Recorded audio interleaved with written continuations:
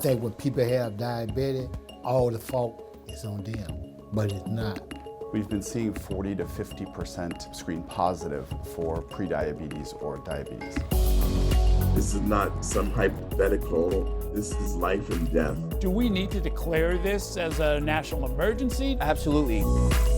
It's become a part of everyday life for many people, and it feels sort of inevitable. It doesn't have to be this way. Lifestyle change is the most powerful thing to date that we've seen studied for preventing type 2 diabetes. We have people who've reversed their diabetes. These are the type of programs that make a difference. It's not how much it costs for this program, how much it's going to cost us if we don't have this program. It's no question this can be done. The question is why it isn't done. The solutions are to go back to the drawing table and to get it right.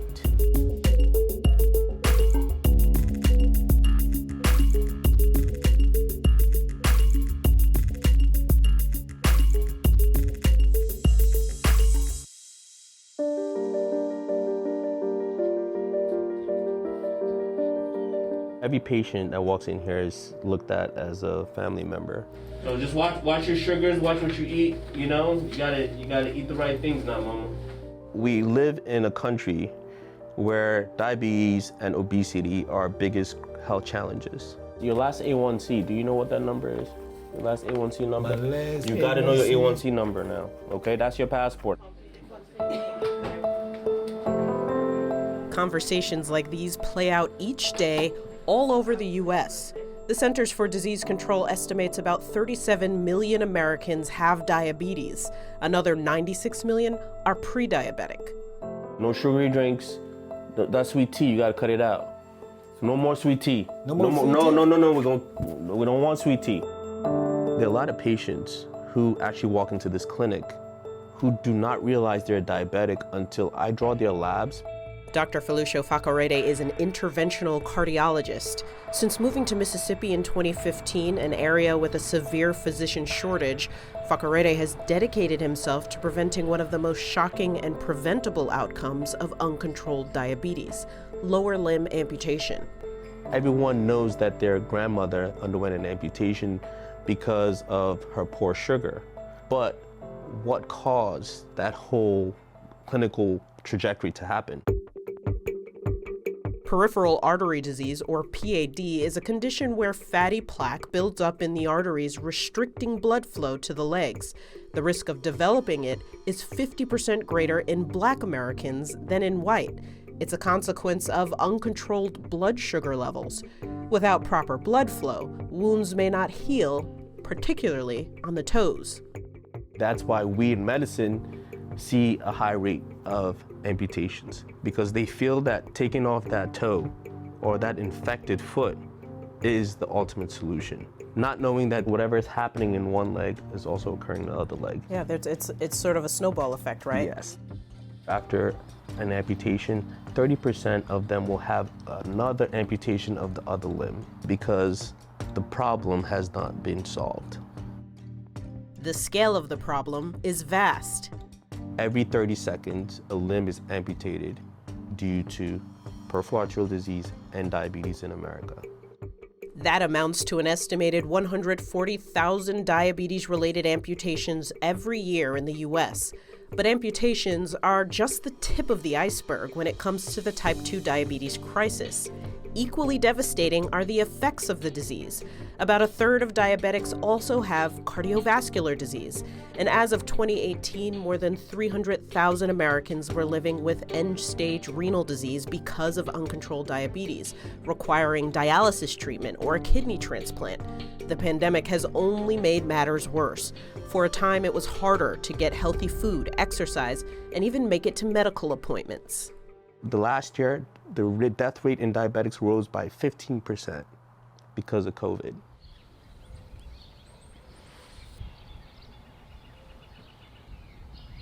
I just stand up, run my water, you know, I make insulin coffee and stuff like that, you know. Otha Rucker was diagnosed with diabetes 30 years ago. Despite changing his diet and losing weight over the years, he knew he was at greater risk. I was scared. Yeah, I was scared.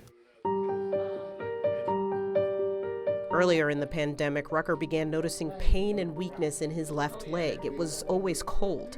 He developed an infection around his toenail and was told he might need an amputation. He couldn't get the foot to do what it normally do, like keep it from getting it dark, keep it from losing my leg. His cousin suggested he visit Fakorede. And he said, Mr. Rucker, he told me, we're gonna try to save it. Don't let nobody do anything to it. And I said, okay. I said, what we got to do? The answer was a procedure called an angiogram. Another of Fakorede's patients, Annie Ford, allowed us to observe the treatment, which reopened one of her clogged vessels. Now, she's very calcified. It's probably been blocked for years, so we'll see what we can do. So you can take a wire and a balloon, and you go and basically you mash up that plaque against the wall and restore blood flow. You basically are plowing away the snow and clearing out the highway, and you're restoring traffic. Rucker says he saw a difference immediately after his procedure. I got down, I feel my leg, that's all. That's that bad boy wrong. Ever since I've been here, I can tell you that majority of my patients do not end up with a knife applied. Fakorede says that should have been the case for Mr. Rucker. His angiogram was successful. Last summer, Rucker noticed a blister on the toe of his right foot on his healthier leg. Fakorede had checked his blood flow just 2 weeks before. Not wanting to risk an infection, he sought help from a doctor nearby. Things were going good. Toe was healing. But then a week later, it got infected. He was told the toe had to be cut off. She told me just the toe, outpatient. I was hurt when I woke up and seen this leg gone. Rucker woke up in the hospital to find his leg had been amputated below the knee. Fakorede insists the amputation wasn't necessary, but says he wasn't surprised the leg had been removed without consent. The first line of treatment that is offered nationally is an amputation. And the people who are offered those are more likely to be those who have low socioeconomic status or who are minorities. That, he says, is not a coincidence. We can't deny that systemic racism does not exist in healthcare. It does. There are still some racially biased attitudes that are enshrined in policy. It's that reality that brought him from New York to the Mississippi Delta. He only planned to stay for a 2-month mentorship, but had a change of heart at this spot.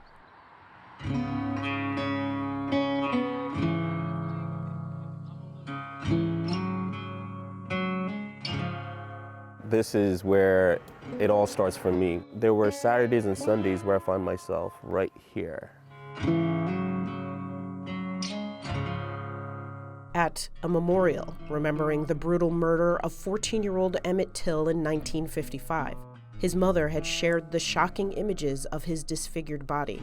The tragedy was a galvanizing force of the civil rights movement. Looking at what Martin Luther King said in 1966, that of all forms of inequality, injustice in healthcare is the most shocking and inhumane, you don't get to understand that until you look at just the amputation epidemic, particularly in minorities. If you look at the civil rights movement and how people actually literally came down to Mississippi to effect change, it wasn't a large ask for me to come here and provide services. In the South, Fakorede says racial disparities are on full display, a legacy of past injustices, like the lingering effects of discriminatory housing practices, placing many far from adequate health care. They live in environments and physical neighborhoods whereby things are debilitated. There are no sidewalks where they can exercise. There are no parks where their kids can go out and play safely. And access to healthy foods are not an option. Experts call these realities the social determinants of health, a recognition that your income and education levels and where you live are just as important to your health as your genetics. Little time, though, is spent on these factors during medical training. whatever medical instruction or procedure that's going to be given or prescribed to you is dependent on a preconceived notion, and I call that statistical discrimination. The civil rights movement paved the way, he says, to finally tackle this more insidious form of bias. Don't get me wrong, since 1955, I'm able to walk the streets freely and not, figure out what bathroom I'm going to use. However, I should be able to go into a hospital system or healthcare system and not worry if I'm about to lose my limb because of the color of my skin. That's what ties this movement, the civil rights movement, and the healthcare system together. He hopes that, like with Emmett Till, stories like Rutgers will draw attention to the current crisis. Publicize it so the world could see that this is not just happened to Mr. Rucker, it's happening in other states, it's happening in other communities.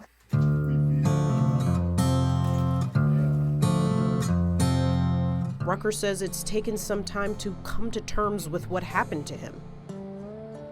I woke up in the morning crying. When people have diabetes, all the fault is on them. But it's not. It wasn't my fault.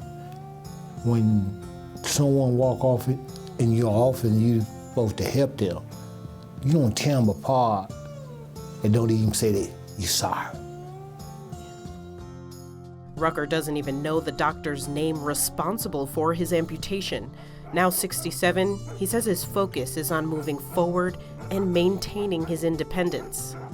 Just, normal morning to me, getting up early, seeing, like my dad used to say, early bird get the worm. Did it ever cross your mind that maybe you should move in with a family member after this happened with your leg? I thought about it, but then again, I say, I'm not gonna let this stop me from doing what I want to do.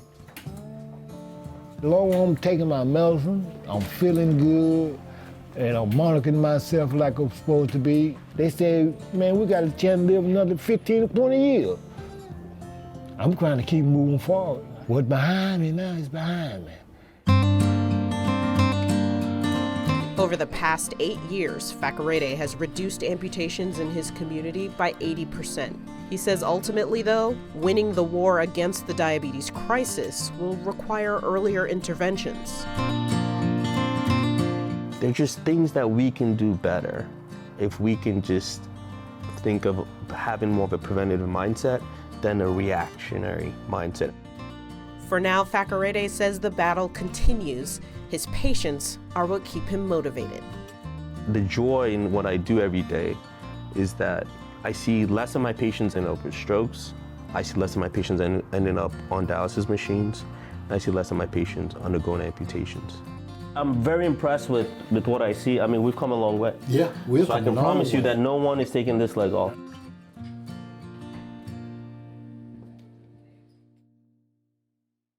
Thanks for watching our YouTube channel. For more stories in your community, click the subscribe button here. You can also download the Spectrum News app or watch us on TV for the latest information, balanced coverage, weather updates every 10 minutes, and more. We'll see you then.